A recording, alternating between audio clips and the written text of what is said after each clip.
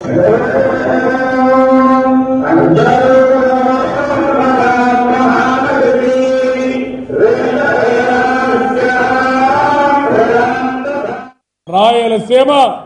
కరువు సీమని శాశ్వతంగా కరువు నుంచి నివారించడానికి మనం చేసే పని వాళ్ళు అర్థం చేసుకుని బ్రహ్మాండంగా నాకు చెప్పే పరిస్థితికి వచ్చారు. ప్రతి ఒక్క గ్రామంలో చర్చ జరగాలి. గోదావరి మహాపుష్కరాలు ఆ రోజు నేను చెప్పాను, గోదావరి తల్లితో అనుసంధానం కమ్మని, గోదావరి తల్లికి పూజలు చేయమని, మన కృతజ్ఞతాభావంతో ఆ తల్లిని ప్రార్థించమని, నిండు మనసుతో ఆశీర్వదించమని ఆ రోజు నేను కోరాను. రాష్ట్రంలో మీరు ఒక్కసారి చూస్తే 5 కోట్ల జనాభా ఉంటే 5 కోట్ల మంది జనాభా వచ్చి గోదావరి స్నానం చేశారంటే, పుష్కర స్నానం చేశారంటే ఇది ఒక చరిత్ర. రాబోయే సంవత్సరం కృష్ణా పుష్కరాలున్నాయి. తమ్ముళ్ళు, గోదావరి పుష్కరాల కంటే మెండుగా కృష్ణా పుష్కరాలు జరుపుకుందాం. ఎందుకు చెప్తున్నానంటే ఈరోజు గోదావరి కృష్ణ పవిత్ర సంగమం జరిగింది. ఇది పవిత్రమైన భూమి.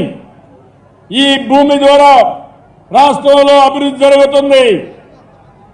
దీని ద్వారా పేదరికం పోతుంది, మన కష్టాలు తీరుతాయి. ఆ రోజు మొదట మహాసంకల్పం చేశాం. ఈరోజు తొలి విజయం ఈ యొక్క ఏదైతే పవిత్ర సంగమం. ఇక్కడి నుంచి అన్ని నదులకి, అన్ని వాగులకి, అన్ని ప్రాంతాలకి, అన్ని చెరువులకు నీళ్లు తీసుకుపోతాం. 3 మీటర్ల నుంచి 8 మీటర్ల వరకు నీళ్లు వాడే కార్యక్రమాన్ని పెడతాం. డెల్టాలో 3 మీటర్ల వరకు వాడుకోవాలి. అదే మరి మెట్ట ప్రాంతాల్లో, కరువు ప్రాంతాల్లో 8 మీటర్ల కంటే ఎక్కువ నీళ్లు వాడుకోవడానికి వీలు లేదు. అది మనం చేయగలిగితే రాష్ట్రం బ్రహ్మాండంగా అభివృద్ధి అవుతుంది. ప్రతి ఒక్కసారి మీరు ఒకసారి చూడండి, బ్యాంకులో మీ డబ్బులు అయిపోతే మళ్ళా బ్యాంకులో మీరు డబ్బులు పెట్టుకుంటారు. అదే మరిగా నీళ్లు కానీ అయిపోతే మళ్ళీ నీళ్లు పొదుపు చేసే పరిస్థితి రావాలి. మన డబ్బులు ఎంత ముఖ్యమో దానికంటే విలువైనది నీళ్లు. మీరు డబ్బులు పెడితే ఏ వస్తువైనా కొనుక్కోవచ్చు, డబ్బులు కావాలంటే సంపాదించుకోవచ్చు. కానీ నీటిని మాత్రం సంరక్షణ చేసుకోకపోతే, ఆ నీటిని మనం కాపాడుకోకపోతే మన జీవితాలు చాలా సమస్యల సుడిగుండంలో ఉంటాయి. ఆ విషయం మీరు గుర్తుపెట్టుకోవాల్సిన అవసరం ఉంది. అందుకే ఇది ఒక జల దీక్ష, ఇది మహాసంకల్పం. ఈ మహాసంకల్పం ద్వారా రాష్ట్రంలో పూర్తిగా కరువు పోయే వరకు, ఈ రాష్ట్రం సస్యశ్యామలం అయ్యే వరకు, ప్రతి ఒక్క రైతు ఆనందంగా ఉండే వరకు ఈ కార్యక్రమం కొనసాగుతుంది. దీన్ని ముందుకు తీసుకుపోతాం. అందరూ కూడా ఈ యొక్క పవిత్ర సంగమంతో అనుసంధానం కావాలి. ఈ పవిత్ర